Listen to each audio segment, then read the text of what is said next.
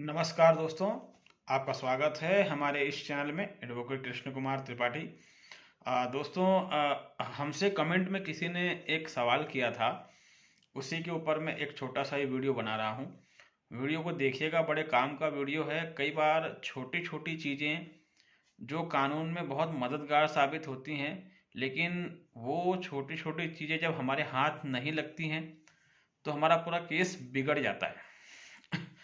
Actually comment में हमसे किसी ने कहा कि उनके केस में उनकी वाइफ की तरफ से जो मेंटेनेंस का केस लगा हुआ है, तो उस मेंटेनेंस के केस में उनकी वाइफ की तरफ से रिटर्न स्टेटमेंट फाइल किया गया है। ठीक है, या रिटर्न आर्गुमेंट सॉरी फाइल किया गया है, जिसको लिखित बहस कहते हैं। क्या होता है कि जब भी कोई केस फाइल किया जाता है, उसमें किसी भी मुद्दे पर अगर कोई निर्णय करवाना होता है, क्योंकि हर केस में जजमेंट सिर्फ फाइनल जजमेंट ही नहीं, फाइनल जजमेंट के अलावा भी बहुत सारे जजमेंट होते हैं। जैसे किसी ने आईए लगाई हुई है, इंटरलोकेटरी एप्लीकेशन, उस पर ऑर्डर होता है, जजमेंट होता है। मेंटेनेंस के केस में इंटरिम मेंटेनेंस लगाया हुआ है वाइफ ने, तो उस पर पक्का ऑर्डर होगा। ठीक है, और उसके ऑर्डर के बाद भी केस लंबा चलता रहता है, उसके बाद फाइनल डिसीजन होता है। तो हमसे ये सवाल यही किया गया कि वाइफ ने मेंटेनेंस के केस में रिटर्न आर्गुमेंट दिया हुआ है। अब उन्होंने ये नहीं बताया हालांकि हमको कि फाइनल मेंटेनेंस के ऑर्डर में दिया हुआ है या इंटरिम में दिया हुआ है। चलिए कोई बात नहीं, जो कुछ भी हो। तो अगर उनका ये कहना था कि रिटर्न आर्गुमेंट वाइफ ने कोर्ट में दिया है, लेकिन उसकी कॉपी मुझे नहीं दी गई है। मैंने अपने वकील से कहा, तो मेरे वकील ने भी मुझे गुमराह किया, और मेरे वकील ने मुझसे कहा कि तुम इसमें सर्टिफाइड कॉपी के लिए एप्लीकेशन लगा दो। मैंने सर्टिफाइड कॉपी के लिए एप्लीकेशन लगाई, तो जज साहब ने भी उसकी सर्टिफाइड कॉपी देने से मना कर दिया। तो इसमें क्या करना चाहिए? दोस्तों, पहली बात ये कि आपके वकील ने अगर मना किया है तो आपका वकील आपको बेवकूफ़ बना रहा है। ठीक है, कारण ये है कि सीआरपीसी और सीपीसी दोनों में ही प्रोविज़न है कि अगर कोई भी व्यक्ति कुछ भी रिटर्न स्टेटमेंट या रिटर्न आर्गुमेंट फाइल करता है, तो उसकी एक कॉपी वो अपोजिशन पार्टी को देगा। सिर्फ, और ये बात सिर्फ रिटर्न स्टेटमेंट या रिटर्न आर्गुमेंट तक ही सीमित नहीं है। किसी भी तरह की कोई भी एप्लीकेशन कोई व्यक्ति किसी भी स्टेज में कोर्ट में फाइल करता है, चाहे वो केस सिविल हो या क्रिमिनल हो, उसमें उसको एक कॉपी सामने वाले को देनी पड़ेगी, और हैंड टू हैंड देनी पड़ेगी। सामने वाला वकील या सामने वाली पार्टी उस कॉपी को रिसीव करेगा, और ऑर्डर शीट जो होती है उसमें वह बाकायदा साइन करेगा, और उसमें रिसीव भी लिखेगा और साइन भी करेगा, जो इस बात का प्रमाण होगी कि हमने अपोजिशन को डॉक्यूमेंट्स अवेलेबल करवा दिए हैं, जो भी डॉक्यूमेंट हमने लगाए हैं।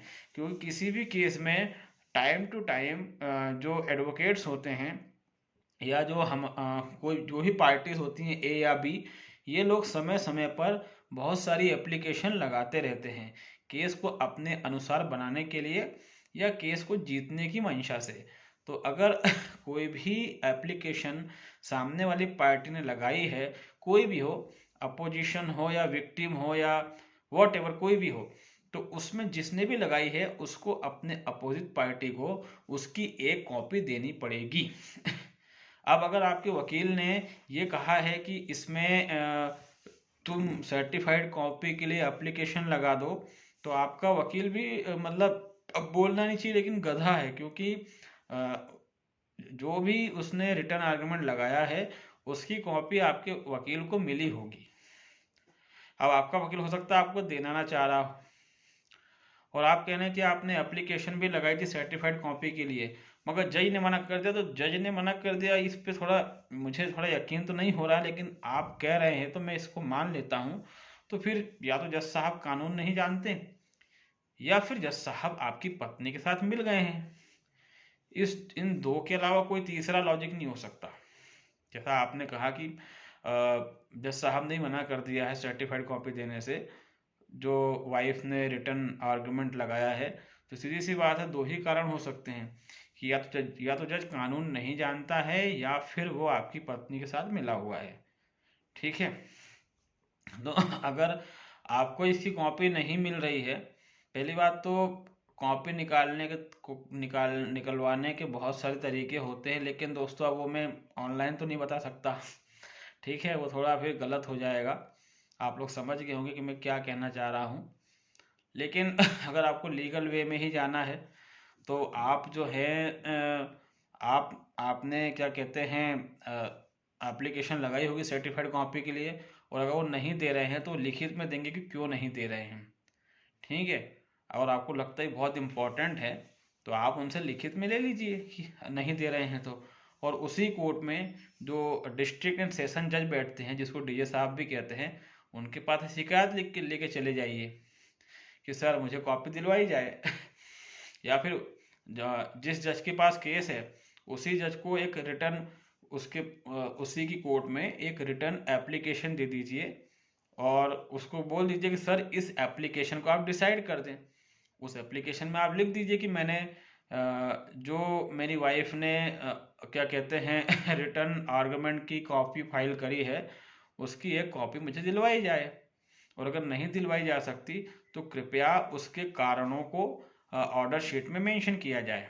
जज साहब को ऐसा करना ही पड़ेगा, और ऐसा करने के बाद समझ में आएगा कि किस आधार पर वो मना कर रहे हैं, क्योंकि ये पहली बार सुनने में आया है कि ऐसा भी हो रहा है।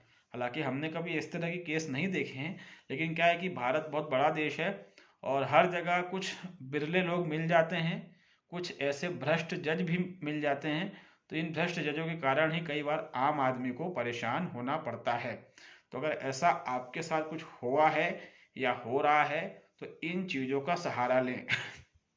एक चीज ध्यान रखें, भारतीय साक्ष्य अधिनियम में एक बात क्लियरली मेंशन की गई है इसके सेक्शन 76 में कि ऐसे दस्तावेज जो पब्लिक दस्तावेज होते हैं उसे प्राप्त करने का अधिकार देश के प्रत्येक नागरिक को है। ठीक है, अब वो शायद सेक्शन 76 के थ्रू प्राप्त करे साक्ष्य अधिनियम के, या फिर जो नया कानून है आरटीआई उसके तहत प्राप्त करे। दूसरी बात यह है कि किसी भी केस में आपके सामने वाली पार्टी किसी भी तरह की एप्लीकेशन फाइल करती है तो उस एप्लीकेशन की एक कॉपी आपको दी जाएगी। ठीक है, उस कॉपी से आपको वंचित नहीं किया जा सकता। ये बड़ी साधारण सी प्रक्रिया है इन चीज़ों की, और उसके बाद भी अगर नहीं दी जा रही है तो जैसा कि मैंने बताया उन्हीं स्टेज को फॉलो करें। और अगर आपको लगता है कि उस स्टेज में भी सफलता नहीं मिल रही है, मामला बड़ा है, गंभीर है, तो फिर उसका सीधा सा उपाय है कि हाई कोर्ट में रिट पिटीशन लगा दी जाए। हालांकि यहाँ तक बात जाएगी नहीं, क्योंकि अगर यहाँ तक बात चली गई किसी सर्टिफाइड कॉपी के लिए तो मान के चलिए कि जो जज साहब नीचे की कोर्ट में बैठे हुए हैं उनकी नौकरी जाना तय है। ठीक है, तो इसीलिए मैं कह रहा हूँ कि यहाँ तक बात जाएगी नहीं, और अगर जा रही है तो फिर जज साहब को अपनी कुर्सी बचानी पड़ेगी, क्योंकि हाई कोर्ट जो है वो बहुत खतरनाक डंडा कर सकता है फिर जज के ऊपर कि इतने छोटे मैटर पर किसी आम आदमी को रिट लगाना पड़ गई। ये बड़े अफसोस की बात है। तो मैंने हालांकि बहुत पहले एक वीडियो बनाया था जिसमें मैंने कहा था कि कोर्ट में जो आपके केस चल रहे हैं, डोमेस्टिक वायलेंस हो गया, 125 हो गया, 498A हो गया, डाइवोर्स हो गया, जो भी केस चल रहा है, और इन सब के अलावा भी कोई केस अगर आपका चल रहा है, कोई क्रिमिनल केस है, कोई सिविल केस है, कोई चेक बाउंस का केस है, तो आप जो हैं रेगुलर बेस पे ऑर्डर शीट की कॉपियां निकलवाते रहा करें, क्योंकि कई बार ऑर्डर शीट बदल दी जाती है। इसलिए ऑर्डर शीट कॉपी रेगुलर निकलवाते रहा करें, क्योंकि अगर आपने नहीं निकलवाई लेकिन मालूम पड़ा आपने उसमें कुछ ऐसा पढ़ा था जो आपके हित में था, और बाद में अगर ऑर्डर शीट जज साहब ने बदल दी या बाबू ने पैसे लेके बदल दी, तो सीधी सी बात है कि उसमें आपके खिलाफ लिखा रहेगा। और अगर आपने पहले ऑर्डर शीट निकलवाई होगी सर्टिफाइड कॉपी, तब जरूर जज साहब फंस जाएंगे, क्योंकि ऐसा जो निचली अदालत है वहाँ पर आए दिन देखने को मिलता है। यहाँ पर कई बार जो है बोलना नहीं चाहिए मगर करप्शन इतना ज़्यादा है ये कई बार ऑर्डर शीट बदल दी जाती है। इसलिए कह रहा हूँ कि कोई भी केस आपके ऊपर चल रहा हो तो उसमें हर तारीख की ऑर्डर शीट, खासकर उन तारीखों की जिसमें कोई स्पेशल ऑर्डर लिखा जाना हो या फिर किसी स्पेशल ऑर्डर को डिसाइड करने की कोई बात लिखी गई हो, ऐसा कुछ भी जो उसमें कुछ खास हो, उस ऑर्डर शीट की कॉपी आपके पास होनी चाहिए। किसी भी ऑर्डर शीट की सर्टिफाइड कॉपी आप लगा सकते हैं, वो आपको मिल जाती है। तो इन बातों का ध्यान रखें। और बाकी जो हमने बताया कि अगर किसी भी पक्षकार ने, किसी भी पार्टी ने जो आपके अपोजिट में है, उसने अगर कोई भी एप्लीकेशन मूव करी है कोर्ट में, उसकी कॉपी आपको मिलेगी। ठीक है। और हाँ, जिन्होंने हमसे सवाल किया था उनका अगला सवाल ये भी था कि क्या जो जज साहब हैं वो नाराज तो नहीं हो जाएंगे। देखिए, जज के नाराज होने पर मत जाइए। ठीक है। अगर आपको आप चाहते हैं कि जज नाराज ना हो, तो ये विचारधारा हायर जुडिशरी के लिए अच्छी है। मतलब ये कि अगर आप हाई कोर्ट, सुप्रीम कोर्ट जाते हैं तो वहाँ पर ये विचारधारा ठीक है कि जज नाराज नहीं होना चाहिए, क्योंकि वहाँ पर जो जजेस हैं उनके पास पावर बहुत ज़्यादा है। लेकिन जो डिस्ट्रिक्ट कोर्ट लेवल के जजेस हैं, इनके ऊपर ज़्यादा दिमाग लगाने की मेरे ख्याल से आपको आवश्यकता नहीं है। क्योंकि आप सोचते हैं कि नाराज हो जाएगा, मेरा केस बिगाड़ देगा, इतना आसान उसके लिए नहीं होता है। क्योंकि उसके ऊपर हाई कोर्ट बैठा है, सुप्रीम कोर्ट बैठा है। इसलिए डर डर कर जीना छोड़िए कि अगर मैं जज साहब को ये कानून बताऊंगा तो जज साहब गुस्से में आ जाएंगे, नाराज हो जाएंगे। दोस्तों, ऐसा कुछ भी नहीं है। अगर वो नाराज होता है तो उसको होने दीजिए। ठीक है।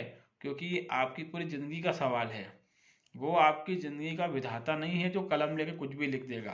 बेहतर हो कि जहाँ पर वो गलत है वहाँ पर उसको आप टोकें, और आपका जो वकील है उससे भी बात करें कि सर ऐसा नहीं, ऐसा होता है, हम भी पढ़े लिखे हैं, भले हम कानून के विद्यार्थी नहीं हैं, लेकिन हम भी आए दिन जो जो भी अवेलेबल डाटा है हमारे पास, उसमें हम पढ़ते रहते हैं, देखते रहते हैं।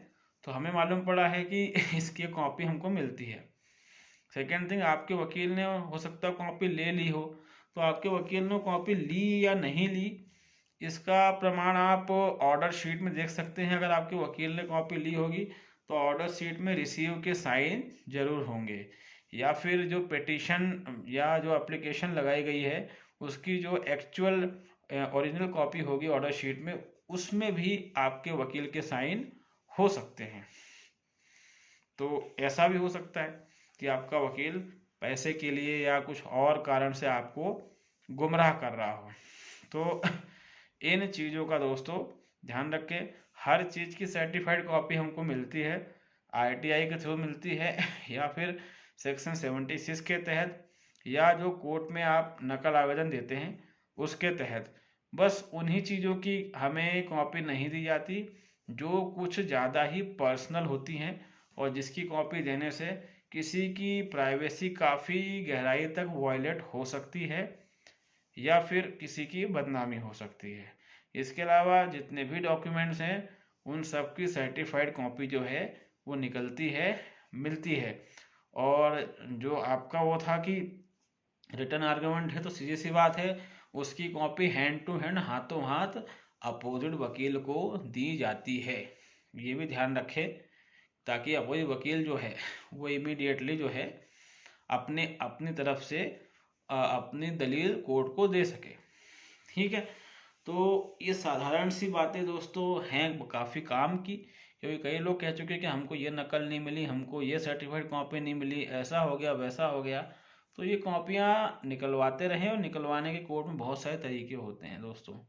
ठीक है। अब इनको, इन चीज़ों को ही जो है मैं ऑनलाइन नहीं बता सकता हूँ। आप लोग भी समझदार हैं, सब पढ़े लिखे लोग हैं। यही वो चीज़ें हैं जो मैं ऑफलाइन बताता हूँ, क्योंकि कई बार क्या है कि ऑनलाइन ही चीज़ बताना कहीं ना कहीं फिर मुझ पर ही उंगली उठने जैसा हो जाएगा। ठीक है। तो उम्मीद है कि हमारा ये एक छोटा सा वीडियो आपको समझ में आया होगा। और भी कुछ अगर छोटे मोटे डाउट्स रहते हैं तो हम उसको मैसेज बॉक्स में दोस्तों क्लियर कर लेंगे। तब तक के लिए बहुत बहुत